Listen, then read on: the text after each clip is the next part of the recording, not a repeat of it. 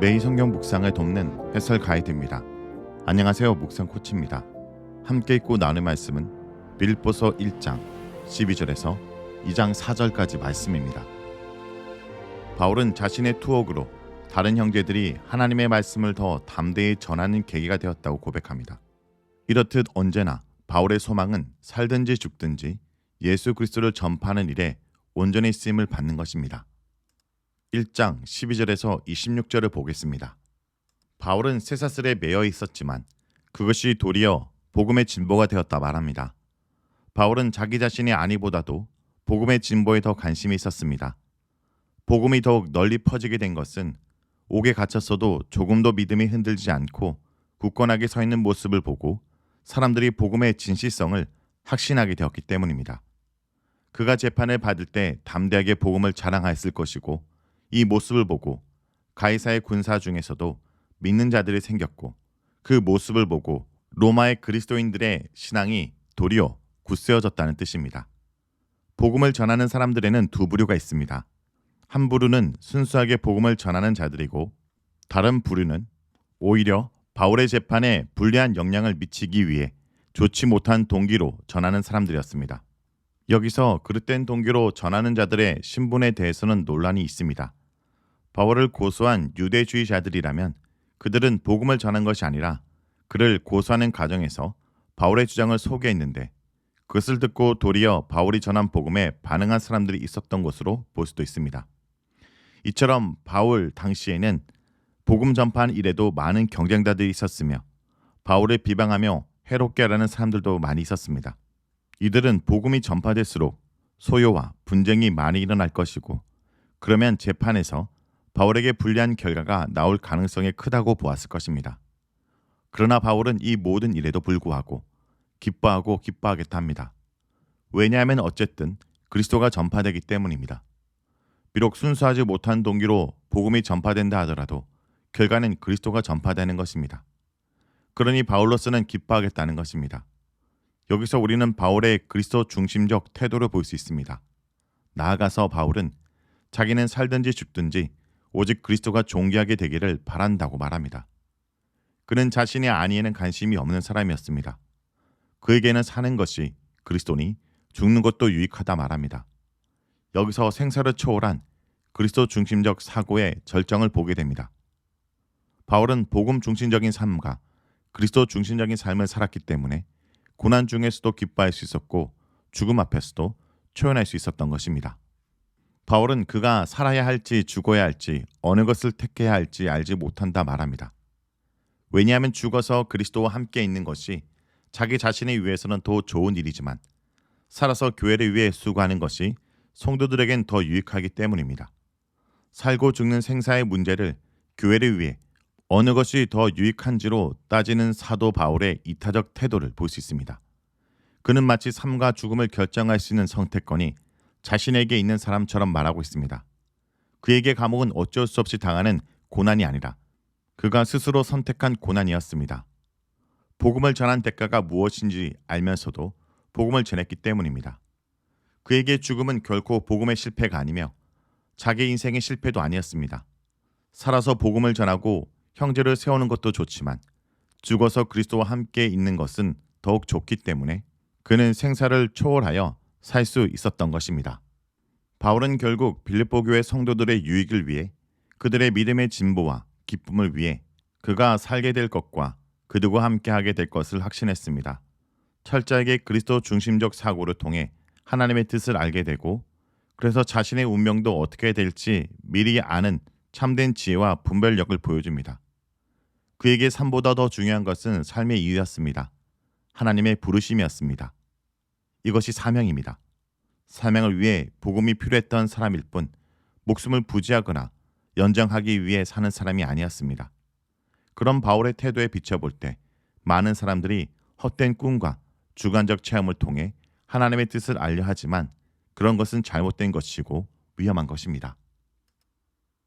다음은 1장 27절에서 30절을 보겠습니다. 복음에 합당한 생활은 중요합니다. 왜냐하면 올바른 복음을 아는 것으로만 끝나는 것이 아니기 때문입니다. 빌립보 교회를 어지럽게 하던 영지주의자들은 지식을 중요하게 여기고 우주의 진리를 아는 지식만 있으면 된다 생각했습니다. 오늘날 이단들도 요한계시록이나 성경의 어려운 비유를 푸는 지식을 중요하게 여기고 생활은 등한시 여깁니다. 그러나 올바른 신앙은 그에 합당한 생활로 그 진실성이 증명됩니다. 열매로 그 나무를 아는 것과 같습니다. 여기서 생활하라 라는 표현은 시민으로서 합당한 행동을 하라 라는 의미입니다. 빌립보 교인들은 작은 로마로 불리던 도시에서 살면서 로마 시민인 것을 자랑스럽게 여기고 있었습니다. 그런데 이제 하나님의 나라 소식인 복음을 듣고 천국 시민이 되었으니 그러한 천국 시민으로서 합당하게 행동하라는 것입니다. 그리스도인들은 이중국적자인 셈입니다. 이 땅에 살지만 진정한 소속은 저 하늘에 둔 사람들입니다. 따라서 이 땅의 질서를 존중해야 하겠지만 우리의 진정한 통치권자는 눈에 보이는 로마 황제 가이사가 아니라 주 예수 그리스도라고 고백하면서 그분의 통치에 복종하며 살아야 합니다.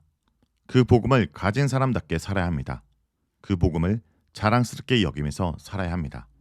빌립보 교회가 복음에 합당하게 생활해야 되는 목적은 그들이 한 영 안에서 굳게 서게 하기 위함입니다.